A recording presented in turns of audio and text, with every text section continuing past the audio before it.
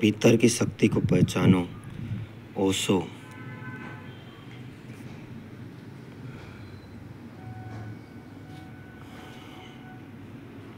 दूसरों को मिटा देने से तुम थोड़ी अच्छे हो जाओगे।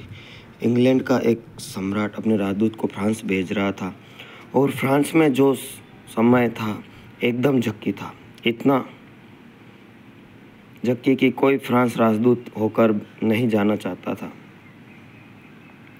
क्योंकि उसे जरा सी बात में बिगड़ जाए तो गर्दन कटवा देता था। वही देर अबेर भी ना करे, वहीं राज दरबार में गर्दन कटवा ले। पहले गर्दन कटवाए फिर दूसरा काम करे। तो मूर नाम के व्यक्ति को भेजा जा रहा था। उसने अंग्रेज सम्राट को कहा कि देखें, मेरे बाल बच्चे हैं, पत्नी हैं, बूढ़े माँ बाप हैं, किसी और को भेज दो। वो आदमी पागल है और आप मुझे भेजना चाहते हैं। मैं गर्म मिजाज हूँ और उसके साथ बात बिगड़ जाएगी। ज़्यादा देर नहीं चली तो अगर उसने एक शब्द भी ऐसा कुछ कहा तो मेरी गर्दन नहीं रहेगी, वो मेरी गर्दन कटवा लेगा। अंग्रेज सम्राट ने कहा कि फिक्र ना कर, उसने तेरी गर्दन कटवाई तो मैं कम से कम 1000 फ्रांसीसियों की गर्दन इंग्लैंड में कटवा दूंगा। इसी वक्त तू बेफिक्र रह। मूर ने कहा, आप कहते तो ज़रूर करेंगे, मगर सवाल यह है कि उन 1000 गर्दनों में से कोई भी गर्दन मेरी गर्दन पर जमेगी नहीं। तो मैं तो गया। अब तुम 1000 कटवाओ, लाख कटवाओ, कौन देख रहा है और क्या फ़र्क पड़ता है, मैं तो गया। मूर ने ठीक बात कही। दूसरों को मिटाने से तुम नहीं बनते हो। दूसरे की मौत तुम्हारा जीवन तो नहीं दे सकती। दूसरे का दुख तुम्हारा सुख नहीं हो सकता। दूसरे के जीवन में फूलों को तुम नष्ट कर दो, तुम्हारे जीवन में बगिया, चंपा, चमेली नहीं खिल सकते। पड़ोसी के घर में आग लगा दो, इससे तुम्हारा झोंपड़ा महल नहीं बन जाएगा। सही बात है, दुखी दे सकती है। थोड़े अहंकार को मज़ा आ सकता है कि देखो मज़ा चखा दिया, मैं भी कुछ हूँ। ऐसा एहसास करा दिया, मैं भी कुछ हूँ। लेकिन यह एहसास दूसरों को करवा देकर तुमने घाव भला पहुँचा दिया, लेकिन उस घाव का तुम्हारे भीतर कोई कमल ना खिलेगा।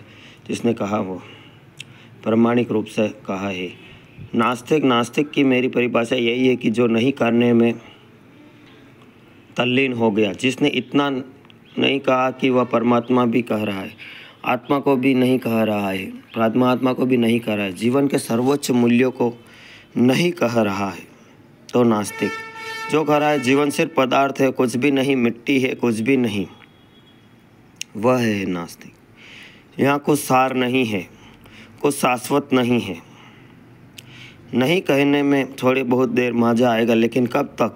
जल्दी ही एक बात ख्याल में आएगी, अगर कुछ नहीं है तो ना परमात्मा है, ना सत्य है, ना सौंदर्य है, ना शिवत्व है, ना अगलीपन है, ना शाश्वतता है, ना अमृतत्व है, ना बुद्धत्व है, तो फिर जीवन एकदम व्यर्थ है।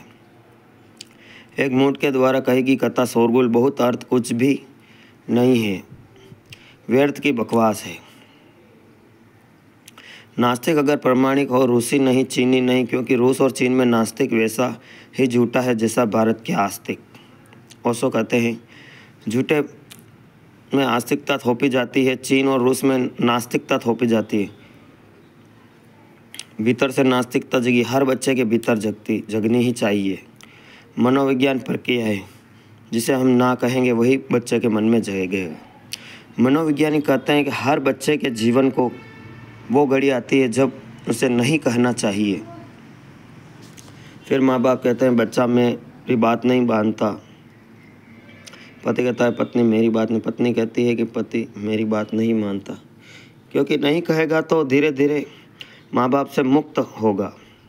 नहीं कहेगा तो ही माँ की साड़ी को छोड़ेगा, नहीं तो साड़ी को पकड़े फिरता रहेगा। अपना व्यक्तित्व निखरेगा नहीं तो माँ बाप की दुनिया का एक हिस्सा रहेगा। कभी भी अपनी क्षमता को अलग ना कर पाएगा, अपनी प्रतिभा को निखार ना पाएगा। इसलिए बच्चे को अनिवार्य रूप से वह बाइबल की कथा है कि ईश्वर ने कहा कि आदमी को, हवा को, तुम इस वृक्ष के फल ना खाना, यह वृक्ष ज्ञान का वृक्ष है। ध्यान रहे, चेताता हूँ, तुम्हें बार बार चेताता हूँ कि इस ज्ञान के वृक्ष का फल मत खाना। उन्होंने खाए ज्ञान के वृक्ष के फल और उसी की सज़ा मिली, उन्हें वह बहस से निकलकर बाहर कर दिए गए। लेकिन मैं मानता हूँ कि यह कथा बड़ी मनोविज्ञानी हर बच्चे के जीवन में घटती है। यह सिर्फ कथा नहीं है, यह कभी इतिहास में घटी ऐसी नहीं है, यह हर बच्चे के जीवन में घटती है, अपरिवार्य रूपेण घटती है। माँ बाप कहेंगे सिगरेट ना पीना और बच्चा सिगरेट पिएगा। माँ बाप कहेंगे कि ऐसा ना करना और बच्चा वैसा ही करेगा। असल में तुम्हें नो करना, उसकी बात ही ना छेड़ना। जो ना करवाना उसकी बात ही मत छेड़ो, तुम्हें जो करवाना उसी के लिए इनकार करो। जैसे तुम बच्चे को कहते हो कि बच्चा दूध नहीं पीना, तो वो दूध ज़रूर पिएगा, क्योंकि तुम जिससे इनकार करोगे बच्चा वही करेगा, वही तोड़ेगा, तुमसे मुक्त हो सकता है। जैसे एक दिन माँ के घर से बच्चा विदा होता है, बाहर निकलता है, वैसे ही एक दिन बच्चे को माँ बाप के मनोवैज्ञानिक घर से भी बाहर आना होता है। उसको कहते हैं उससे बाहर आने की एक प्रक्रिया है। वो कहे नहीं, माँ बाप के धर्म को नहीं कहे, माँ बाप के सिद्धांतों को नहीं कहे, यह एक मनोविज्ञान है। उसको कहते हैं माँ बाप के आचरण संहिता का कोई नहीं, माँ बाप जो भी मानते हैं उन सब को नहीं कहे, तो उस मनोवैज्ञानिक घर के बाहर आ जाएगा। वह अपने व्यक्तित्व को उपलब्ध होगा, वही उसकी असली जन्म है। नहीं तो वो गोबर गणेश रह जाएगा। अधिक बच्चे गोबर गणेश रह जाते हैं। माँ बाप गोबर गणेशों से बहुत प्रसन्न होते हैं, गोबर गणेशों की खूब प्रशंसा करते हैं। बेटा हो तो ऐसा, कैसा आज्ञाकारी, इधर बैठो तो इधर बैठ जाता है, उधर कहो तो उधर बैठ जाता है, गोबर गणेश ही है। बैठ गए सो बैठ गए, उठाओ तो उठे, बैठाओ तो बैठे। लेकिन इन गोबर गणेशों से दुनिया में कोई भी सौंदर्य बढ़ा नहीं है। इन गोबर गणेशों ने दुनिया को दिया क्या? इस दुनिया को अगर इन्हीं ने कुछ दिया हो तो वे बच्चे हैं जिन्होंने जिन आज्ञाएं तोड़ी है, वही बच्चे दुनिया में कुछ कर पाए हैं।